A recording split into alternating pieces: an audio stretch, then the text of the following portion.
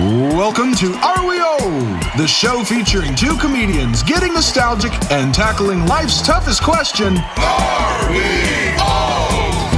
Here's your hosts, Mike Fenoya and Charles McBee.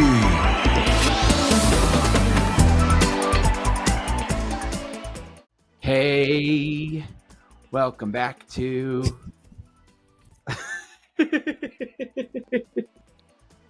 Oh, go ahead. No. Which No, is I sing-songy intro? Oh my God, hilarious! Hey, listen, I'm always the reason why I love '80s shows is the theme songs. I've realized. I mean, we can go down that road. There's no more theme songs anymore, which sucks. There really isn't. Yeah, there's no proper sitcom theme songs that you can just rock out and sing along to. It's just, I don't even know what necessarily the reason was. Like, I remember when the trend started, but I don't know why. Like, did they just not want to pay money for a theme song? Like, what? I remember hearing about, like, in the 60s and the 50s or whatever, like, people would come in to try and get those gigs, the jingle gigs. Like, they'd be auditioning to try and get, write the right jingle for the whatever song. And now, Dude, think back to like Odd Couple and to like there were like ensembles, there were like orchestras in the studio. Yeah, Playing fucking like Lucy, all that. And then the 70s and 80s, 70s I feel like was very funk. I feel like funk was like funk was the way to go for a theme song. Like, yeah. And then you had a couple of them had lyrics, like Three's Company. Yeah. Right? Well, all the Norman Lear shows had, lyrics and like a full song, the whole thing. And like Quincy Jones was making like badass like songs for shows and stuff like that, and but then the 80s, it was this like, can you imagine being like the songwriter for, and I'd love to dive in and do more research about this and go into each one more and more, but like, imagine getting like here's the log line of the song, right? You're an Italian man who you and your daughter are moving to suburban Connecticut and you're going to be a housekeeper. And here's what we're going to show. We're going to show your shit van driving up the Merritt Parkway to, like wealthy ass Connecticut. And you have to like, we need a brand new life around the bend kind of thing. Like there's like, there were times I lost a dream or two, found the trail, and at the end was like, you, maybe, and he's like, I got it. He's like, this is a sitcom, right? Like, wait, what? Yeah, he's like, is this the theme to a Dateline? Like, does he end up killing people? Like, like the what's hell's the van going on have here? to do with it? Yeah, totally. And they're like, and we're gonna show pictures of him, like, like vacuuming the blinds, and we're gonna show Mona, and we're gonna show like it's just so funny to think about. Like, he goes, I got it. Give me 30 seconds and 2 lines of coke. Done. Brand new life around the bend. And then you throw a little of that. And the keyboard was like just the keyboard was, thank God for the keyboard, huh? Where would music be?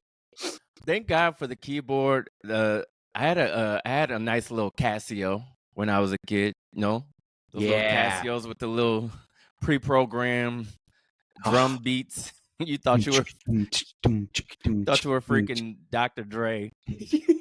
Dude, you'd play a thing and it'd be like all these weird noises, and you just get on there like Don Music. You remember Don Music on Sesame Street? And he'd just be like smashing his head. Did you ever take piano lessons as a kid? I did, and I wish I had stuck with it. I did not. And my dad was finally like, yeah, I'm not paying money for this. You're out, kid. You're out. You're done. You're like, write a theme song to you doing errands. Yeah, exactly. Or you're out. Well, for those of you that don't know, since we dove right in, this is the Are We Old podcast, where myself, Mike Fenoya, and Charles McBee, my great pal, we are two comedians that get nostalgic and answer the question, are we old? And you are catching us at, if we were doing seasons, Charles, this would probably be the first episode of season 2, right? Because we're in our we're in our cocoon phase right now. We're transforming from caterpillars to butterflies, and that's a very dramatic way of saying we both moved. Yeah. So we're kind of in the middle of like breaking down and setting up new studio space, and behind this dojo wall, this Urban Outfitters changing wall, is a just hot mess of shit that hasn't been unpacked yet, dude. There's like a bed with a bookcase with dressers piled on top of one another, and I'm like, this is just covering it all up. So yeah, it also explains why Mike sometimes sounds like he's outside. Does it sound like I'm outside? So a little bit. Sometimes it sounds like a little breeze is. It's echoey. It's echoey in here. Like, is Mike in a park somewhere? No. He's indoors. He just has. If you want to know the truth, I'm running an extension cord from the back of my U-Haul. And oh my God, I could hear it. Yeah, it's echoey. I apologize. No, it's not echoey. It's just a little breath, the wind from the microphone, little mouth wind every now and then. So thank you for your patience for this episode, and we will be back to our normal dope ass setup sooner than later. And you moved into a new place as well, Charles. And new crib, but actually, new crib. Actually, same crib. Dude, that's hilarious. Yeah. Same crib.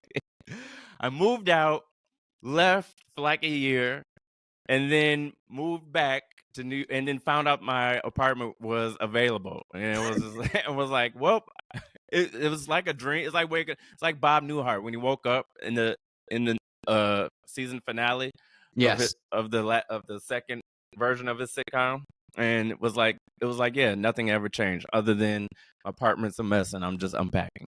Well, it looks fantastic. Like, it's framed very well. Yeah. Perception is reality, right? Yeah. Just turn the camera a little to the left or the right.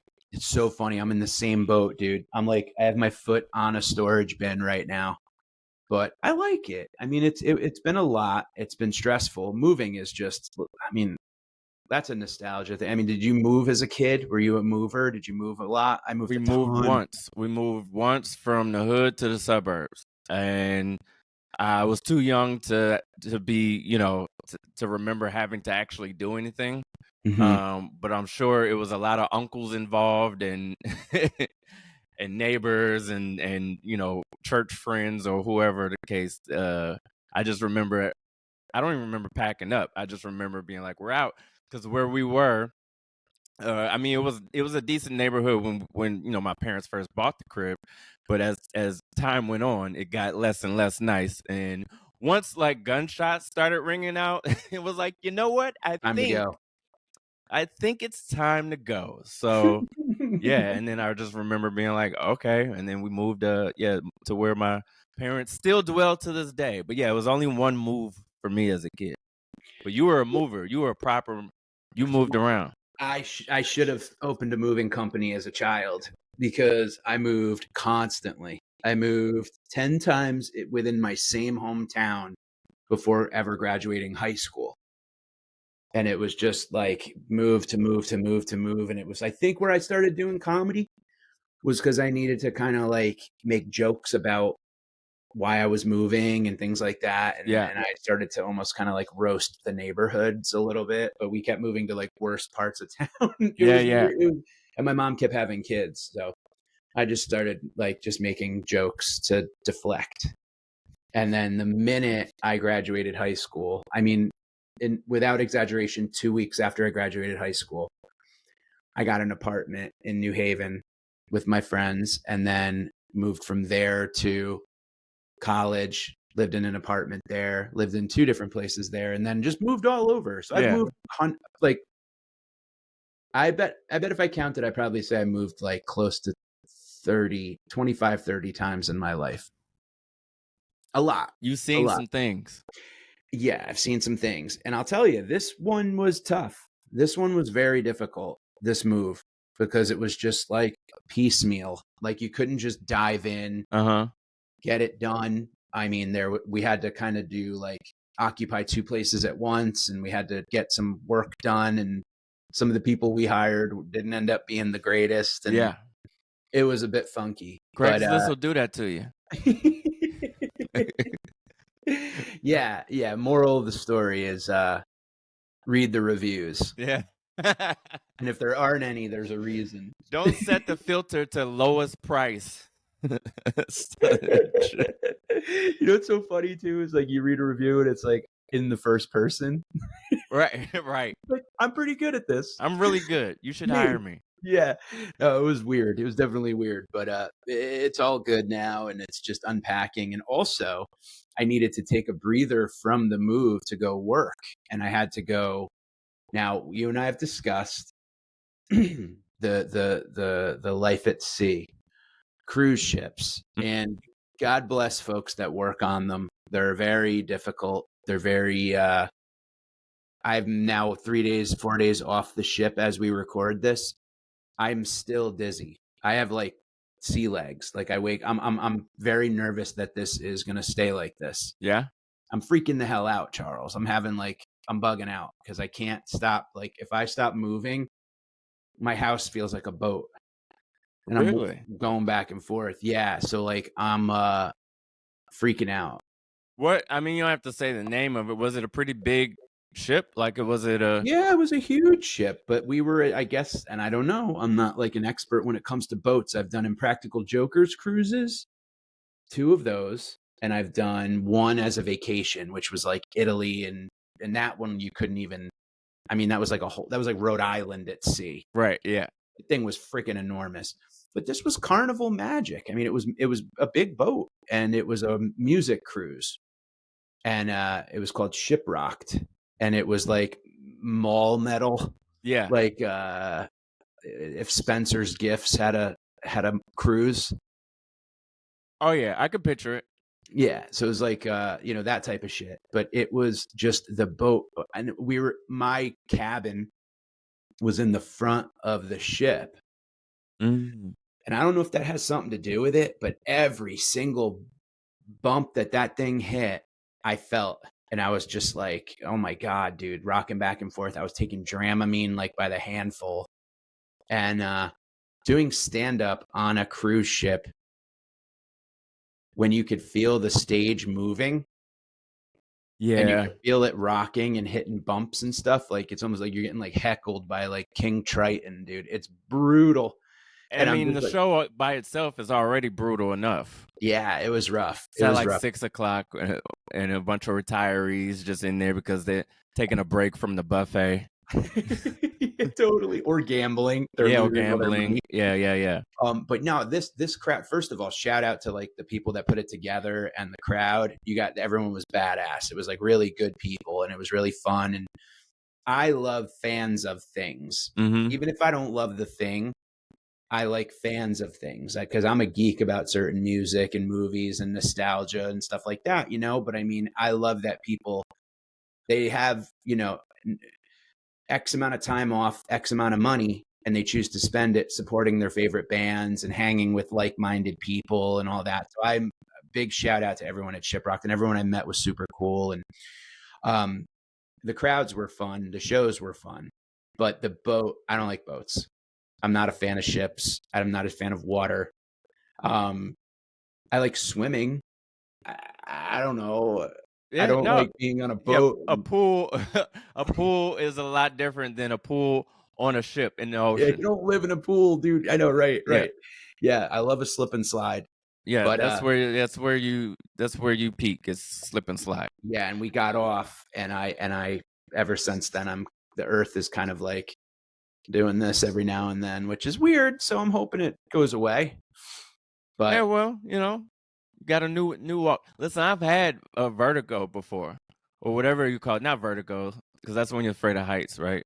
No. You've had vertigo. Yeah. I've had that before. I still kind of have it. If I turn too hard to the right or if I lean a certain way, then what happened? It's really like it's one of those things where it's like you want it to be more severe than what it is, because it's like, really? That's why? I think I literally had too much wax build up in my ears, and it affected whatever you call it, whatever the balance that affects your balance. Yeah. And it really like effed me up. Like I was really in a bad spot, and I had to like rush to the emergency room, like the whole thing. Yeah, it was crazy. And now I still kind of feel it sometimes. And they cleared you out and everything was okay for a while? I mean, they cleared me out to the point where I wasn't spinning around and throwing up and couldn't get up off the floor. But Wow. It yeah, got that bad, huh? it took me a couple months to be able to walk in a straight line. Like I was once I got out of the hospital or the emergency room, I was just grateful to be functioning again. That I wasn't vomiting. I wasn't, I was able to walk. But yeah, I could not. It was kind of like being on a ship that's rocking back and forth, because I'd be walking, man. and I'd be trying to balance myself, and like I'd be knocking into people. I remember I was just doing stand up, and as I'd be walking to the stage, I'm like bumping into people and saying, when I'm getting off stage, I'm like kind of almost falling into the crowd, just like you had to learn to walk again. It was weird. Now, let me ask you this. When you were on stage, did it go away? Because there's that adrenaline thing of like, you can be, for those of you that don't know about stand-up, you can have like a vicious stomach virus. Yeah, or you can be I've had that before too. And the minute you walk on stage, somehow it just goes away until you're done doing comedy. It's like the adrenaline thing, that fight or flight. Yeah, that's happened too. That's definitely happened too. Like immediately getting off stage and then just straight to the nearest bathroom, and just being exploding. Yeah.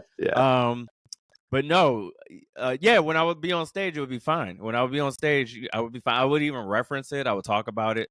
But the second I would get off, it would be back to just kind of having to be mindful and center yourself and all that kind of stuff. I was doing like exercises to try and like, what it is you have to retrain your brain to not I forget the exact details of it, but you have to retrain your brain to not think something is something else. Something is switched in your brain. Something is reversed, and you have to train it to not. So basically what I would have to do is I would have to force myself. Like sometimes I would lay back on the couch or lay on the bed really hard towards my right, and allow myself to spin around and focus, because that's training yourself to get back to normal. Because what normal people would do is, if that happens and the room starts spinning, you panic and you try to, keep it from doing it, or you avoid turning this way because you don't want it to happen. But you have to actually lean into it and retrain your brain to think the way it's supposed to think. It's kind of crazy. Jesus. Yeah, you just got to let it happen. That's tough. There's another thing I've heard too about, there's something called crystals in your ear. Do you know about dating a 20-something white woman in Manhattan? Something called crystals? Yeah, I've dated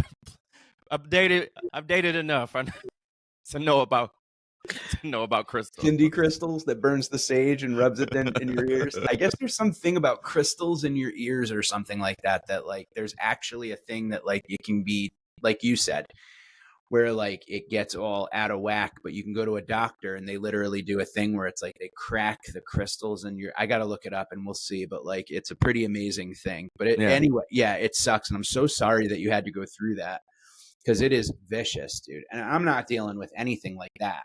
This is just I'm kind of standing at the sink, and all of a sudden I realize I'm tipping over, and I'm but I'm doing stand up tonight and tomorrow for the first time since boat comedy, and we'll see how it goes for sure. But that'll be fine.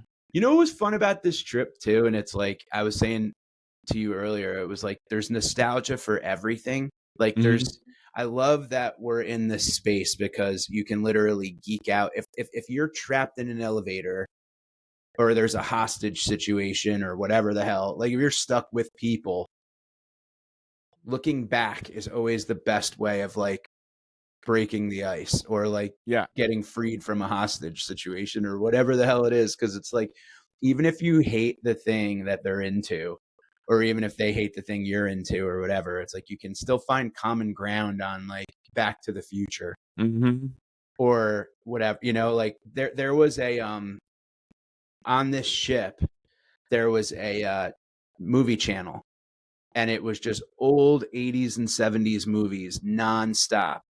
And I spent like a pretty decent amount of time in the room just trying to like, rest before shows and not eat like a complete disgusting pile of shit. Because a couple things happen on cruise ships. Time goes nowhere. Right. Food is everywhere. And you run out of shit to do very quick if you don't want to drink or you don't want to eat or you don't want to like be around a ton of people all the time. Yeah. And comics are, we're weird people. We don't love to like go out and socialize a lot and then go like, oh, okay, hey, come see me tonight at whatever. You know what I mean? Like I just want to do my set and then be left alone, kind of.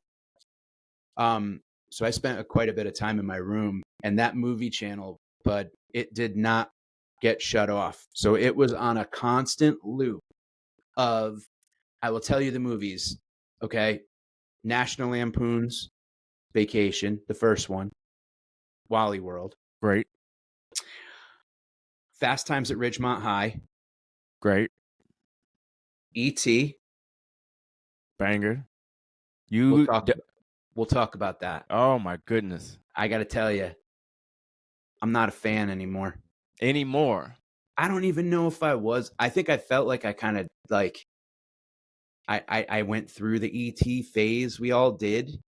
But fuck that movie, and I'll go through it in a like, whatever. But and then Ferris Bueller and Ghostbusters and Back to the Future on a constant freaking loop. That's dude. Great. The whole trip, it was the greatest thing in the world. And there were moments where like I would fall asleep and then a couple hours later wake up and it was at a different part in the movie that like I already saw. So I was like, am I time warping? Like it was weird as shit. But it was fun because no matter what, you just like can like bump into a person and you're kind of like, I'm not on the same frequency with this person. And then there's other people that you're just immediately on the same frequency. And it's like, I'd run into people and it was like, if it was awkward, I would just be like, yo, you guys watching this movie channel? And everyone's like, yo, dude, I've seen Back to the Future 6 times in the past 3 days. And it's like, yeah. So that was cool. That was almost like, that made it okay. Yeah. Yeah. But dude, I went through that stack of movies, and also Goonies was in that list, which is my favorite movie of all time. One day on the Patreon, I would like to actually, you and me, just go through Goonies if we could and just hit pause. And I want to go through all of the errors in that movie. I know that movie so well. There are so many mistakes they made making that movie. Well, yeah, after you watched it 100,000 times, you start to go back. I'm that way with like Ninja Turtles, the first Ninja Turtles. You could just point out all the little like, oh, that there's one point in Ninja Turtles where Donatello is laughing and his mouth opens so wide, you can see the person inside the costume. It is the most, if you freeze frame it, it is the most disturbing thing you'll ever see in your entire life. That is so funny. That is so funny. And I'll match you with a funny Goonies one. I don't know if you remember when, like, after they get rescued, the father goes, there will be no more signing today or ever again. And he rips up the paper and throws it in the air. And it shows the paper getting thrown in the air. And from the left and right, you see more paper get thrown in. Like they had assistants standing on the side with ripped up paper and they just throw it in a second too late. Yeah. And it's just so silly. It's like, okay. So clearly that was just some dumb thing that they didn't want to cut out. And then Mikey, just like he's doing his inhaler that he's needed to hold this kid, for all I know, if someone was telling me this to explain Goonies, I'd be like, Mikey is a kid with asthma because he's hitting that fucking inhaler constantly, dude. He's hitting that thing like a vape. And then he gets rescued and he's going, who needs it? And he throws it over his shoulder. And it's like, bro, first of all, it's the 80s. Okay. Like you can't just go on your app and order a new inhaler. That shit was probably $80. You just all of a sudden you're gonna just will yourself through a breathing disease. You just don't need it anymore. Like, bro, it's not it's not it's not a lollipop. Like, Oh, what the fuck? You're not quitting breathing. yeah, And you wonder what's it's funny not a too? pack Like, of smokes. You're like, you know right. what? I'm done with this I'm done breathing with shit. this. He goes, nah, who needs it? Yeah. And it's like, dude, you've just been in a dank, damp underground cavern. We all need inhalers at this point, Right. dude. Like, give that thing to Chunk. Give it to someone who, you know what I mean? Like, you just Yeah. throw it. Like, so I don't know. To me, there's just a million issues with. But I love it. I love that movie with all my heart. But went through a bunch of movies, and I got to tell you, man. You know, Back to the Future is maybe the greatest movie ever made. It's been called by scientists the greatest time travel movie ever made. Like, if time travel were to be possible or whatever, it's the best. Like, here's how it could possibly happen if it ever was a thing. Like, That's awesome. I didn't know that. Yeah. That's great. Yeah, no, it is one of the great. I mean, it's just hands down one of the greatest films ever. I've seen it 100,000 times. It's I could talk about it frontwards and backwards. It's great. Let's It's amazing. dive in, because I really do think, I mean, it's so perfect. And when you watch it as an adult, you kind of go like, oh yeah, they obviously knew they were making more than one. Pitch this movie. Well, a kid goes back in time and tries to not bang his mom. His mom really wants to bang him, and he's trying his darndest not to bang her Hilarious. because he wants his dad to bang her so that he exists. Like, if you So really funny. think about it like that, it's like, wait, what? What are we doing? Crazy. But It is hilarious that, like, and as a kid, you don't think about that. It is so hilarious how, like, life jades you to the sense that's like, oh yeah, totally, dude. Like, he almost banged his mom. Like, he had to like kiss his mother while she's like getting wasted, smoking butts, like, yeah, total like hornball. And he's just like, oh God, I can't. That's right. Because I'd be banged. Yeah, like, my dad has to bang you so I can be born. It's so green weird. light. They go, yes, I'll cut a check right now so we Right can make now. this movie.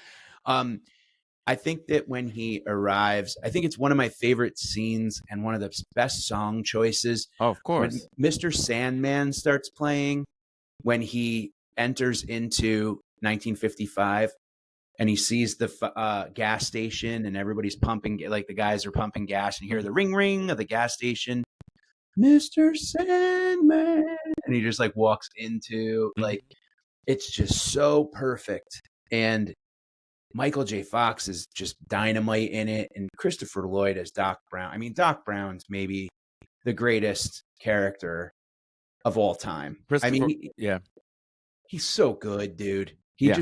And they make him somehow look a teeny bit younger. This is before CG, there's not a lot of CGI and AI and all that other fucking garbage that we have now. I mean, it's easy. Now you and I can go like make Doc Brown as a right. 800-year-old baby. You just had to put a little bit of like coloring in his hair or a little bit different makeup on. Man, he played the hell out of that role. Like, the only other person that kind of comes to mind that maybe could have pulled that role off pretty good is like a Kelsey Grammer. I could see Kelsey Grammer. Oh, wow. I never thought about that. Yeah, that's true. I could see him doing it, but but Christopher Lloyd was he was so perfect. And Michael J. Fox was not the first person to play Marty McFly. There was another actor, and it's kind of poetic that I forget his name now because his name breaks. Was not Michael J. Fox. Yeah, he was not Michael J. Fox. So he got cast, and they spent like, I don't know if there was a couple months filming. Like, he was legit. They were already filming the whole nine. And this guy was the guy. He was Marty McFly, and he just wasn't bringing the comedic chops. he was playing it very like almost very serious and almost like, yeah, what would happen if I were to travel? It would be I like gotta trying know to who this was. Daniel Day-Lewis it, and Robert Zemeckis was like, yeah, this isn't working, and he was like, damn, am I gonna have to I'm gonna have to fire this dude? And they went to the studio and was like, hey, if I fire this kid, can I have more money to you found it? Who is it? Eric Stoltz. Eric Stoltz. Eric Stoltz. Yeah. Wow. They went to the he went to the studio and the studio granted him permission to fire him if he got, because he wanted Michael J. Fox. And it was like, if you get Michael J. Fox, we'll give you the money to reshoot all they shot like half the movie already. So he had to fire the guy, Eric Stoltz. And then Michael J. Fox, he couldn't do it at first because he was doing Family Ties. And Family Ties gave a permission as long as he prioritized Family Ties. Family Ties had first dibs on everything. And so he would shoot Family Ties and then go and shoot Back to the Future. He was like off of like no sleep. Like, yeah. But he came in and obviously killed it. But yeah, imagine though.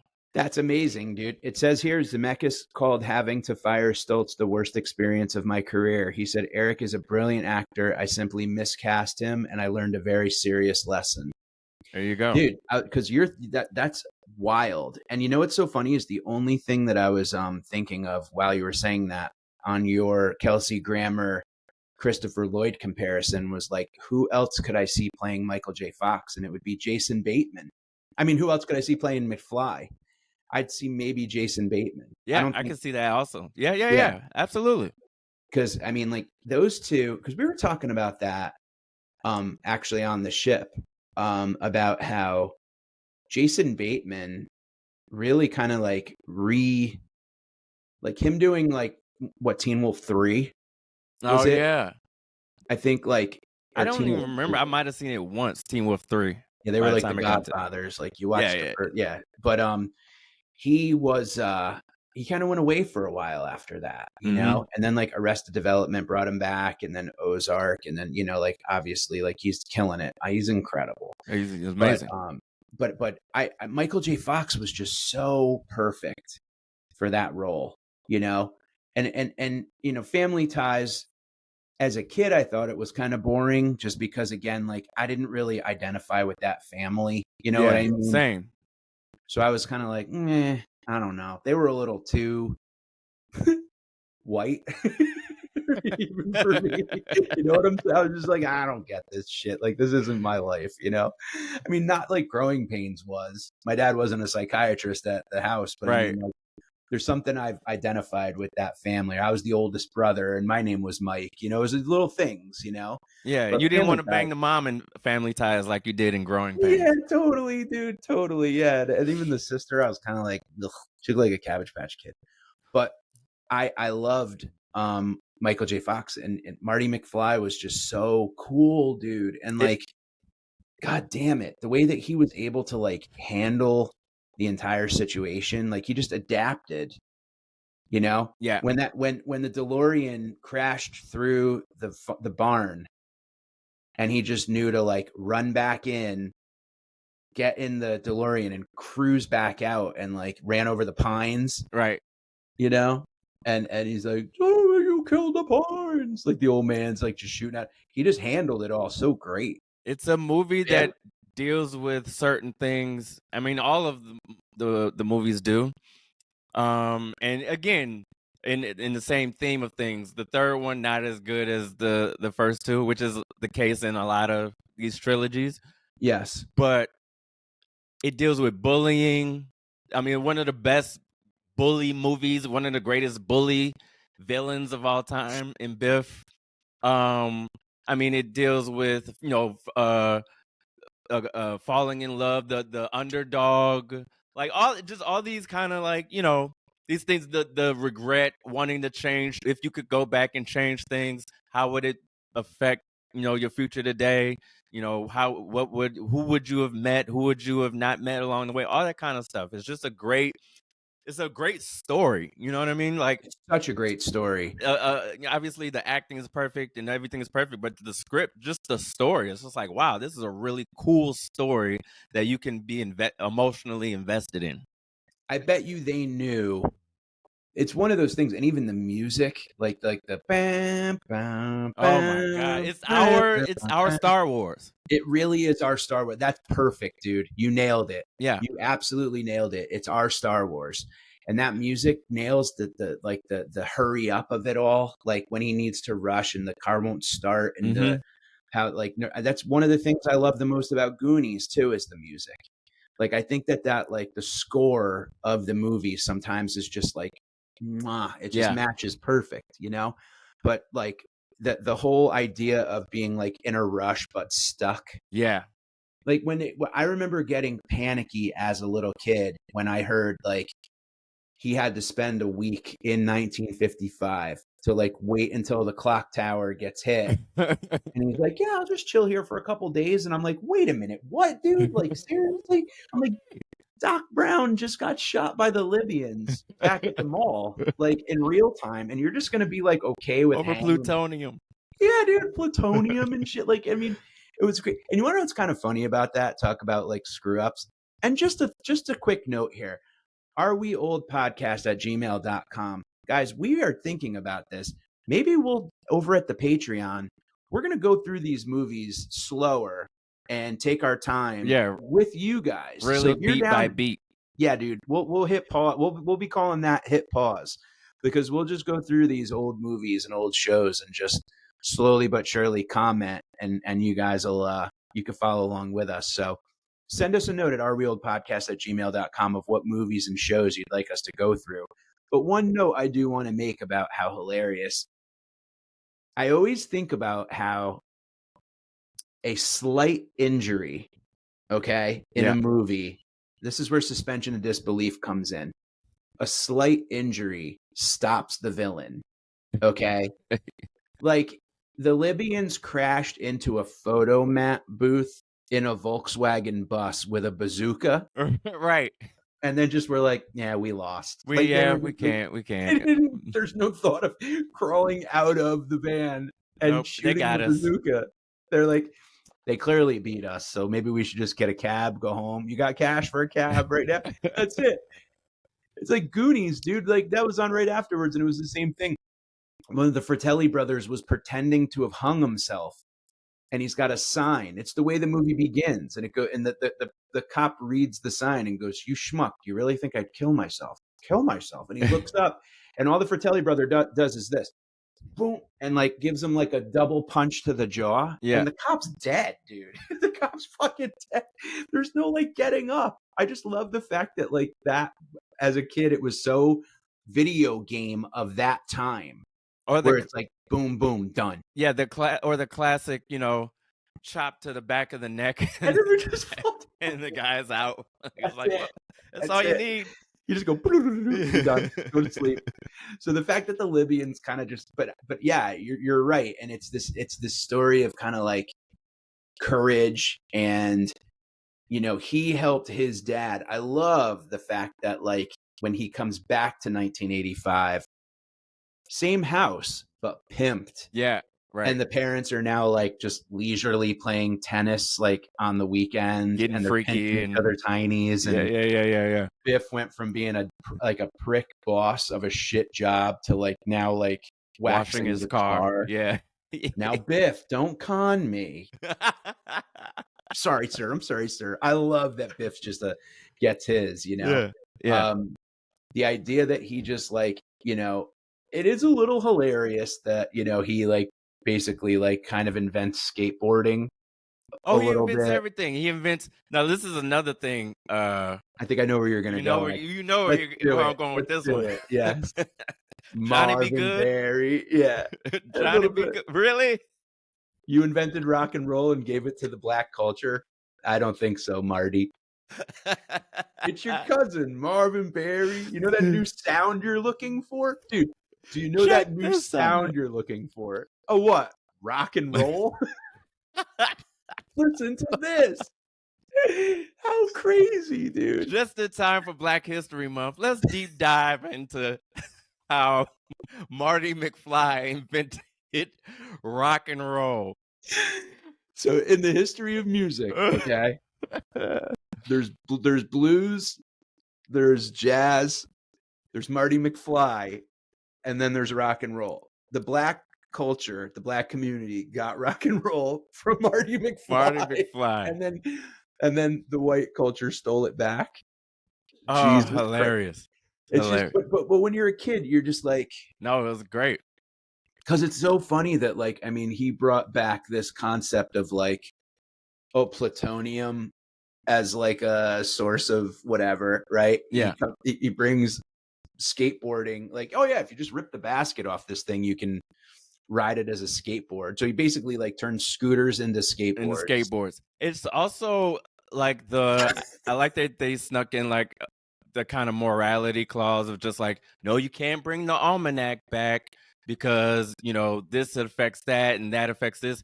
But like, my whole thing is like, okay, you can't bring back the almanac, but you can still invest in Apple. Like, you still know, know, totally, yes, absolutely. You still know enough that you could like be like, you know what, eventually invest in this company.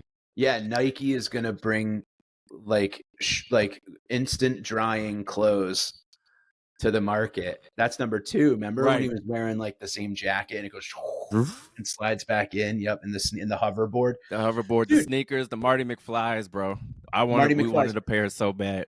Let me ask you this. Do you think the hoverboard was the most desired and waited for but never happened? I know it happened, whatever, but we never had them in the mainstream. Right. Do you think the hoverboard is still to this day like the biggest fail as it relates to like kid dreams, as it relates to toys and technology advances? Because you could take all my iPhones and flush them for a hoverboard. You know what? You know what's funny about that? I, at 42, don't want a hoverboard anymore because I'm just like, what bones would I immediately? Now that's where my brain is. What bones would I break? As a kid, I'm like, I don't want a skateboard, let alone a hoverboard. Like, but at 45, I would love a hoverboard, but you couldn't pay me $2 million to get on a skateboard. Yeah. I agree. I think it's one of the most wanted and waited for toy of all time. The hoverboard. All time. Yeah. There's not, because everything else has eventually. I'm trying to think of what other things in science fiction or whatever fantasy. It's all pretty much come to fruition. I mean, it really has. And when we go deeper dive into Back to the Future, when they go into the future, we'll do a compare and contrast of where they went versus, because now we're well ahead of that shit. Reality. That was 2015. 2015 sucked, dude. Nothing happened. What the fuck happened? I remember 2015 hit, and it was like they did kind of do like a Back to the Future kind of, you know, celebration or whatever. And I just remember being like, yeah, they were really they really overshot with. Yeah, we let them down pretty bad, dude. Totally. We totally let them down. We let them down, bro. Yeah. Oh, that's the other thing. Yeah, he did with Zemeckis not knowing that he was going to do 2 other movies. Remember in the second one where they just dropped Jennifer, the girlfriend, off, and then just was like, all right, we'll see you when we get back. The reason he did that was because he didn't expect for her to be in that movie, so he had nothing prepared for her. Because he was like, I think he said something about if he had known that he was going to do 2 other movies, he wouldn't have had her with him in the DeLorean when it takes off in the first film at the end. No kidding. Yeah, he would have just been like beat it and got rid of her so that he could do the second movie. But because she was in the DeLorean with him, gotta have her in. I was like, oh well, she's got to be in the second one, but he didn't know what to do with her. He was like, all right, just make her unconscious and drop her off here, and then we'll give her some stuff to do. Yeah, he just gasses her. He's just like done, or what? With a light, he puts a light in her eye or something, and and that's it. And then she's like, yeah, just go to sleep. Go to We're gonna sleep. drop you on the porch. We're gonna drop you on the porch, dude. This is one of those things that's like literally, I love when you go and look at things that were like, again, suspension of disbelief. But Ring Doorbell would have ruined that movie. Just like, Oh my God. imagine Yeah. that. It's like a car appears with flames as wheels and just drops an unconscious woman off on the front. You kidding me, dude? There'd be marches. Bro, that's that so movie true. would not have happened. That's so true. Yeah, flying cars in 2015. Get the Yeah. hell out of here. Thank you, but no. And now we have like we're just getting to like self-driving cars in 2025. So We're sorry just- we let you down, Zemeckis. Yeah, we're just getting to self-driving cars. We're just getting to like 3D billboards. Yeah, You know, where dude. stuff The can like sphere, essentially, yeah, right? the sphere. I mean, yeah.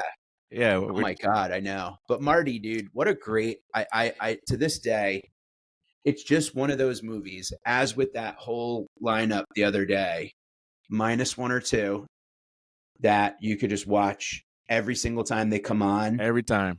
You're not turning it off. There's no way I'm shutting off unless there's like a game I'm dying to watch or whatever.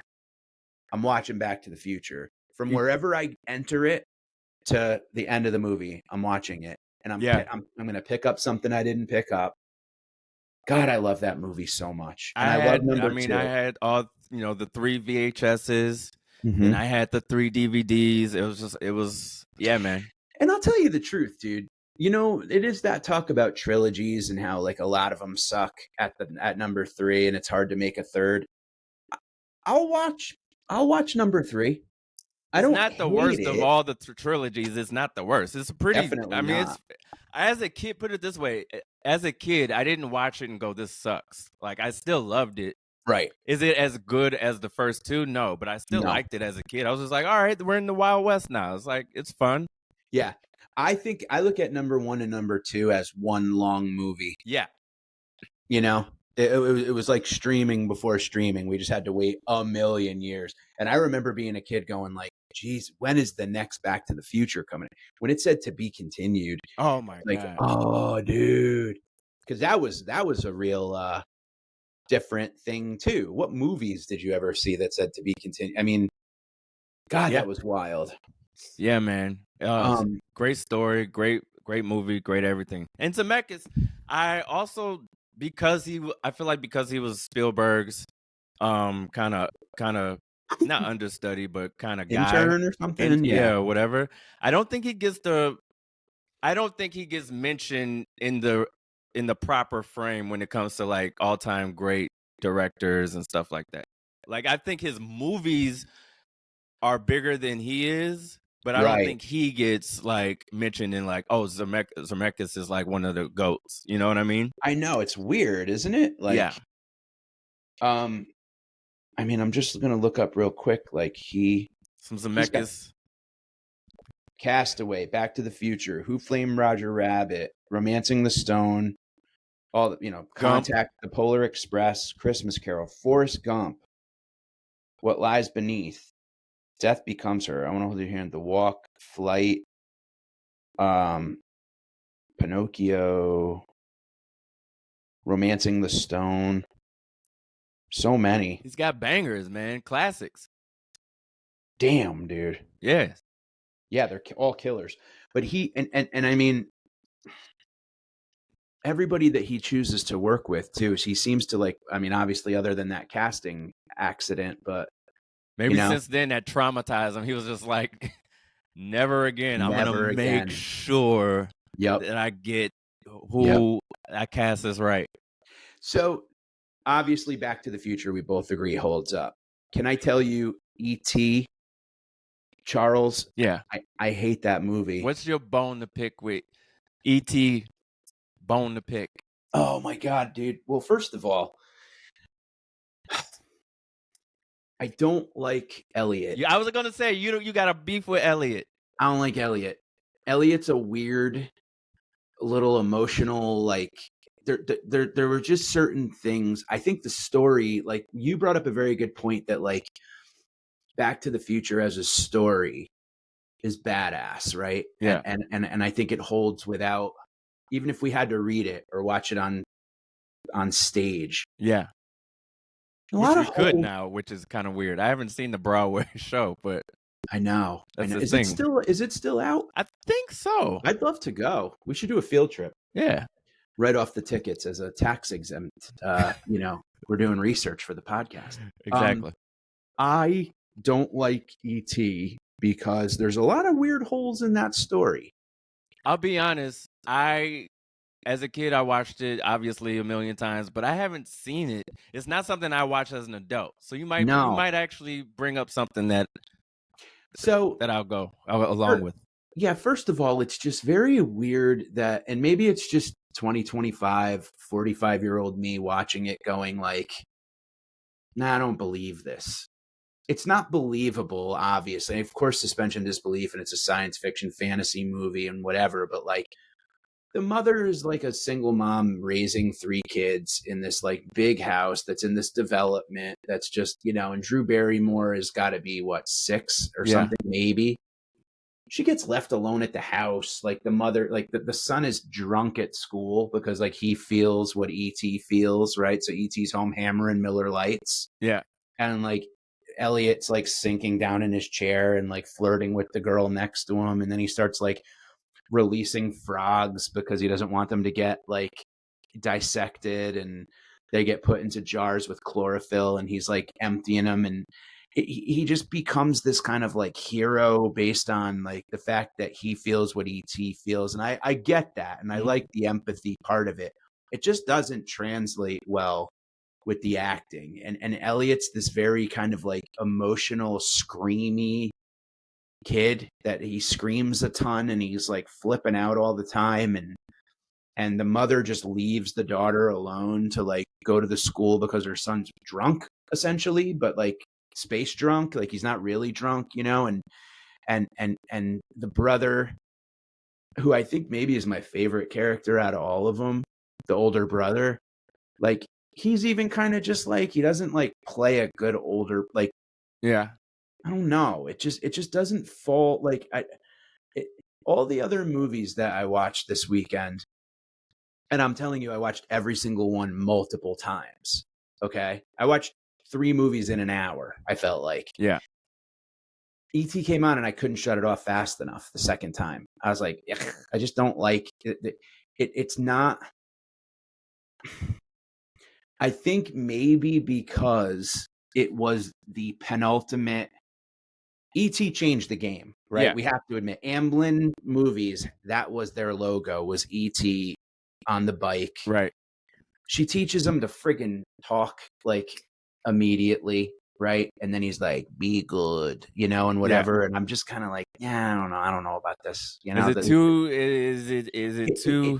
If E.T. was made now for the first time, game changer. Okay. I think it was like the idea wasn't,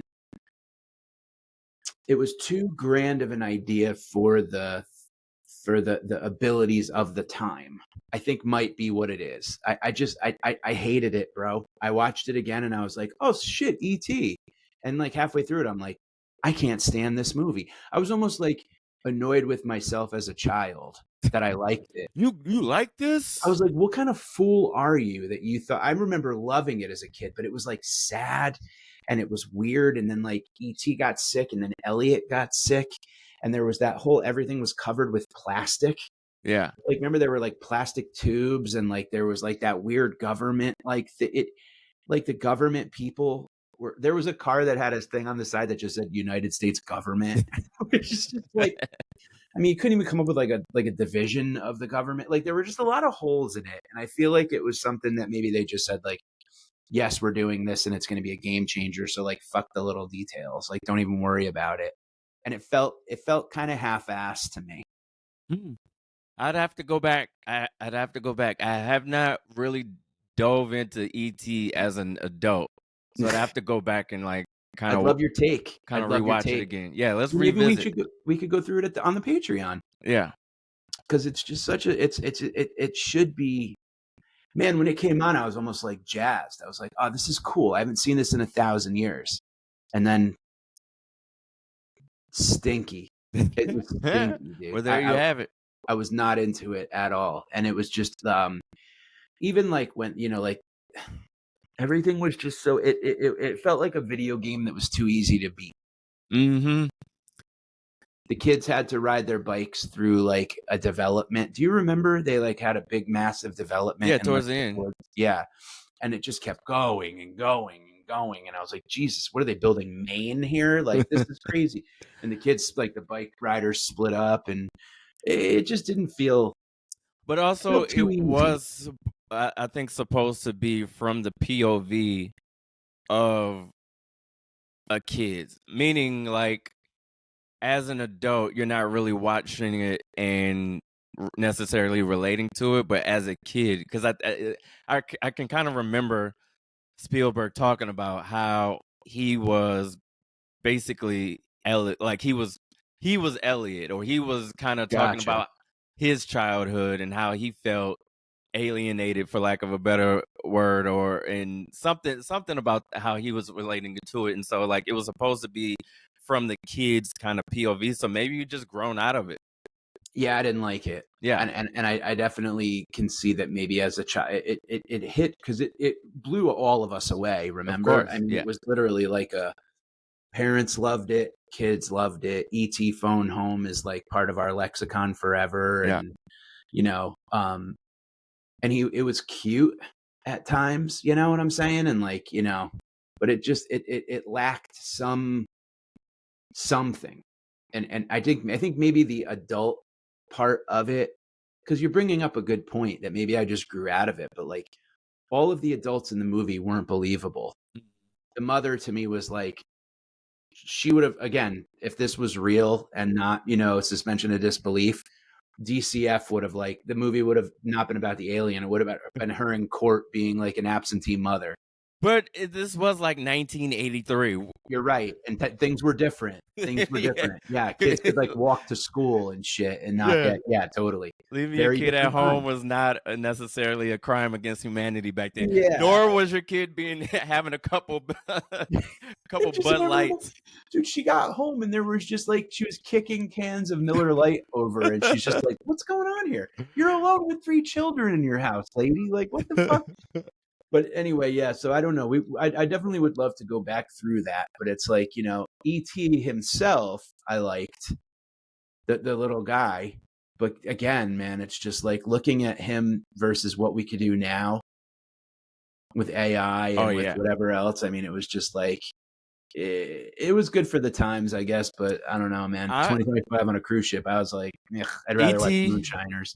E.T. notwithstanding, I miss live action like I don't know if it's puppetry or just real things. Like enough with the CGI. Enough. I'm with you. Yeah, I'd rather an actual a puppet or an actual something that was made in a warehouse somewhere that they had to figure out how to make look real than something that was made in a computer, because I'm just CGI'd out. Like, to me, nothing will ever beat Alf. Like, nothing will ever beat Alf. Is like, God damn, I wish Alf was I wish Alf was like golden retrievers. You know what I mean? I wish now go to Melmac and they're everywhere. No cats and all Alfs, dude. That's my dream planet. I hate cats. I love Alf. So yeah. No, you're right. But I'm with you on that it's like, I mean, that's why I love the Muppets. That's why I love the Fraggles. Exactly. It's so great. Did you ever Jurassic Park, the original Jurassic Park, like there were actual like things they could work with, and they added in little seasonings because CGI wasn't really CGI at the time. So whatever technology they had, it was seasoning, it was extra, to make it, bring it to life. But they were really dealing with stuff. Now today, it just be all CGI, and it doesn't look real. I remember when CGI first came out, you were like, "Oh, cool, what is this? This looks real." But like since then, it just doesn't feel real. Like I'll go and watch a movie and just like, I don't know. I'm with you. Yeah. And you want to know a perfect example of it? I saw an ad recently that they're going to be doing a Gremlins 2. Oh wait, or wait, no, there was a Gremlins too. yeah, maybe it's like 3 or 4. There was a Gremlins, whatever, few of them. another Yeah, Gremlins, yeah. and I'm like, you look at the ad and it's just an AI. Oh no, like It's like Gizmo but AI, and I'm like, oh it's no, not. It doesn't. don't do it, don't do it, Don't just do it. don't do it. Come up with another furry thing and name it some shit. Don't do that to Gremlins. Yeah, You know, yeah. Not. It Yeah. doesn't look real. Doesn't feel real. It's just No, not. you're right. I mean, when it's like when I watch a movie now with like that has a pet or something. What was that? Something came on TV. Oh, Clifford the Big Red Dog came on, and I was just and Clifford is clearly CGI and it's clearly whatever, and it's just like if this was made in the 90s or the 80s, they would have figured out how to make this real dog, you know, It would some have been special effect to Beethoven. make him look bigger or whatever, but it would have been a real dog, you know? Right. No, you're exactly right. Like You're- Homeward Bound was real animals. That's right. Beethoven was a real dog. Beethoven was a real dog. Benji Yeah. was a real dog. Like all these Cujo was a real dog.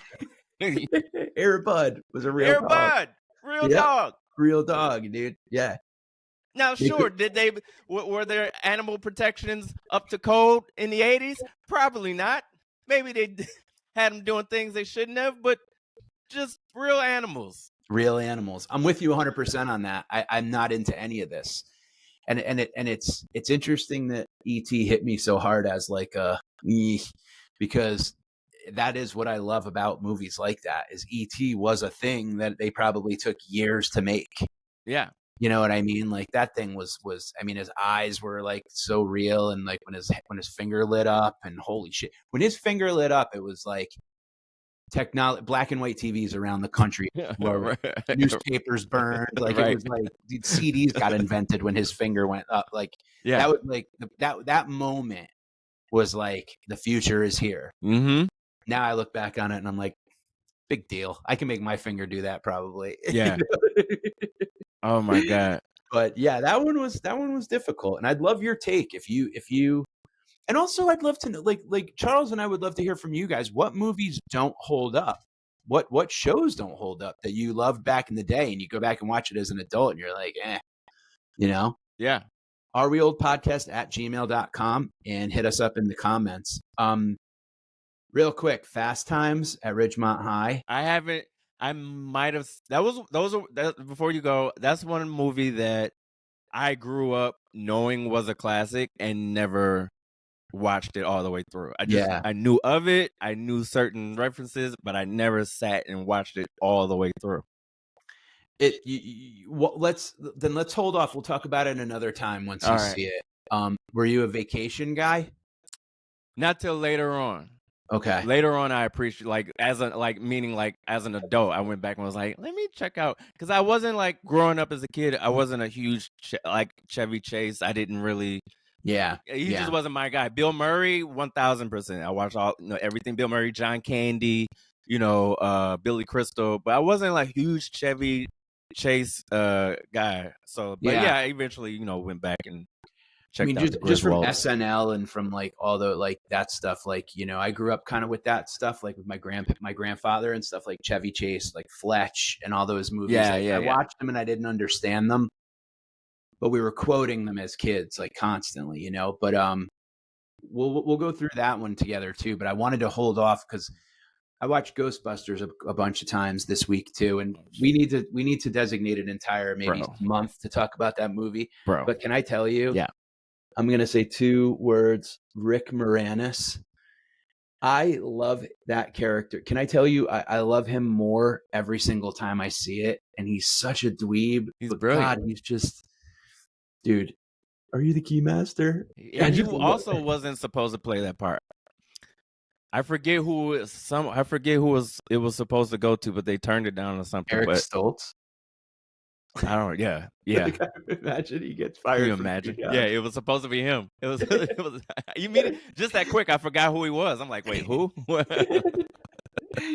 Yeah, but Ghostbusters was that. I mean, it's just great. Goonies, all of them, they were great. But I mean, it was a really, it was an incredible way to be on this nostalgic music cruise. And real quick, before we part ways today, there was an 80s cover band on the boat.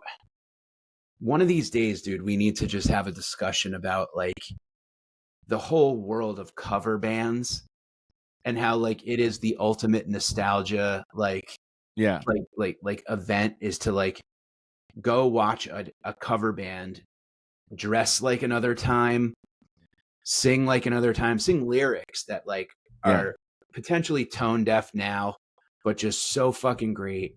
And watching the crowd go from like whatever middle-aged kind of out of shape dumpy frumpy dum-dums like we all are to like little kids again doing the dances that you did back in those, like there's something so magic about a cover band that plays an entire genre, a good cover music, band, good cover band that just like nails it, dude. It's literally like it's the closest thing to the DeLorean that I think we have, you know. And they had a couple bands on this boat, and it was just like, oh shit, they were good. Oh, great. You know? But it's so fun to watch like a good cover band like just rip into like an old era, you know. Yeah.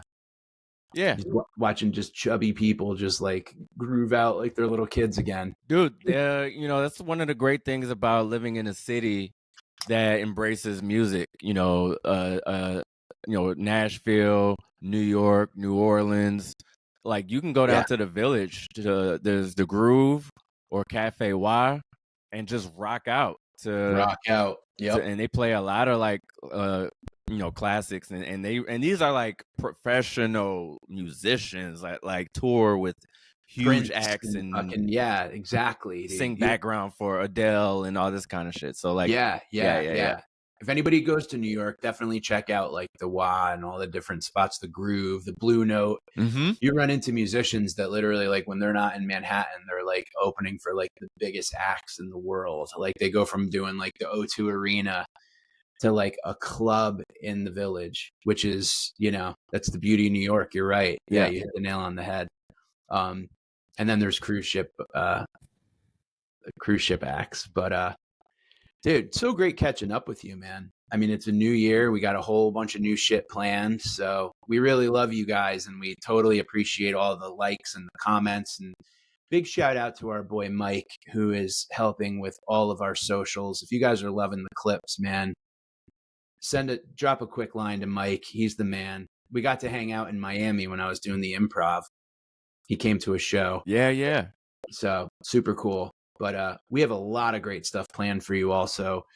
Follow Charles at Charles McBee. You can follow me at Mike Finoia, Finoia. At Are We Old on all the socials, and Are We Old on YouTube, and patreon.com/Are We Old podcast. And hit us up, areweoldpodcast@gmail.com. Anything that you're feeling nostalgic about, anything you'd like for us to talk about,